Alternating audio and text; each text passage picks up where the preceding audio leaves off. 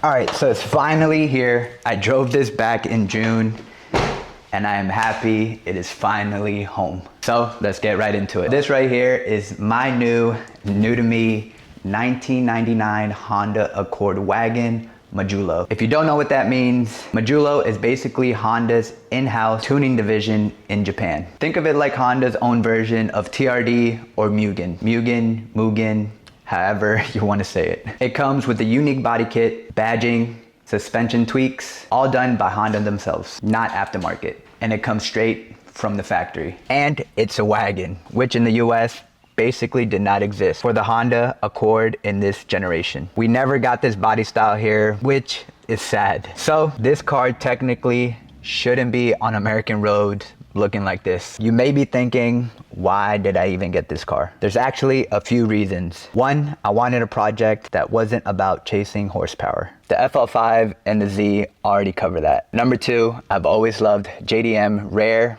and unique cars. The cars that we never got in the US. And number three, I wanted something I can turn into a build series and not just a one-off video, an actual build from start to finish and document the whole process. Now, let's talk about numbers because I know that's the main reason why most of you guys clicked on this video. I paid $10,600 for the car itself. Out the door after fees, transport papers, it came out to $11,773. Now this number is going to be a running count throughout the whole series. Every part, every repair, every dumb mistake I make is going to add to the counter. By the end of the build, you would know exactly how much I spent on this wagon down to the cent. So let me back up and explain how we got here. Back in April, I found this car up for sale on Instagram. So I decided to hit up the dealership that had the wagon up for sale. We were going back and forth through email for a couple of weeks, and then I decided to stop replying. At the time, they were trying to sell the wagon for almost $15,000. And I was negotiating and they were not letting up. So June came around and I knew I was going to be in Georgia at the time, which the dealership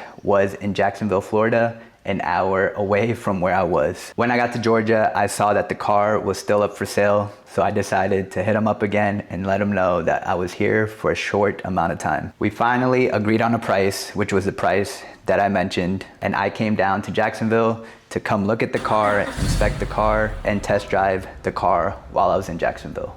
After all that, it was kind of an impulse buy. My wife was telling me to buy it and I was kind of hesitant, but at the end of the day, obviously, we ended up buying the wagon. After that, it took some time to actually close the deal. I was deciding whether I wanted to drive it back or just have it transported back to Maryland. But eventually, it took the trip right around 900 miles on a transport truck all the way to Maryland. Now, I wanna be clear, I wasn't going into this blind. We flew down to Georgia to spend time with family and then drove 1 hour down to Jacksonville to look at the car. I met the owner of the dealership, test drove it, and looked over the car thoroughly. We went back and forth through email for weeks before that, talking price, talking conditions, and getting everything sorted away. So by the time it actually came down to shipping the car, I already knew what I was getting myself into. Shipping it was the easy part, well, the expensive part of getting it home. And like I said at the top, it wasn't perfect. There was some surface rust I'm going to show you. A couple of things in the interior that needs attention, but it wasn't a disaster either. We'll get into a full condition breakdown in episode 2 when we get the wagon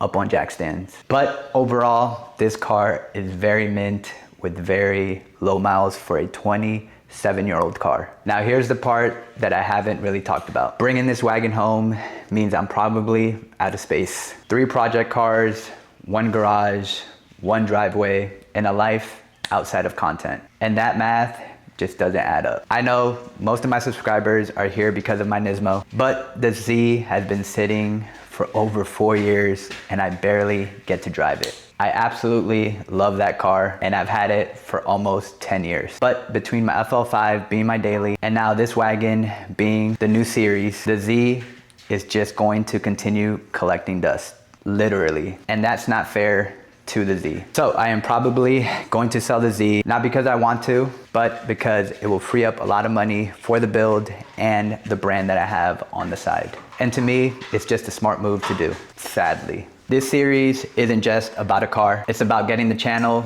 back on track and honestly getting Silent Society back on track too. Both of those things went kind of quiet for a while and this build is going to bring me back on track. Content, brand, all of it at the same time. So here's the plan. This is going to be a full build series. Every part, every fix, every mistake, all the way to a finished OEM Plus wagon. The running cost count starts now at $11,773 and it's only going to go up from there. So if you want to see this wagon come together, this is episode 1 of many. Episode 2, we're gonna get the car up on jack stands and fully inspect the car. Stay tuned. Let me know in the comments if you guys like this build as much as I do. I'm super excited and I think this is going to be one of the best builds I have ever done. So let me know in the comments below if you guys are excited for this wagon build, what you guys think of the wagon, because I am super excited for this build series and I think it's going to be one of the best looking wagons on the internet. Thank you so much for watching and I'll see you guys in my next video.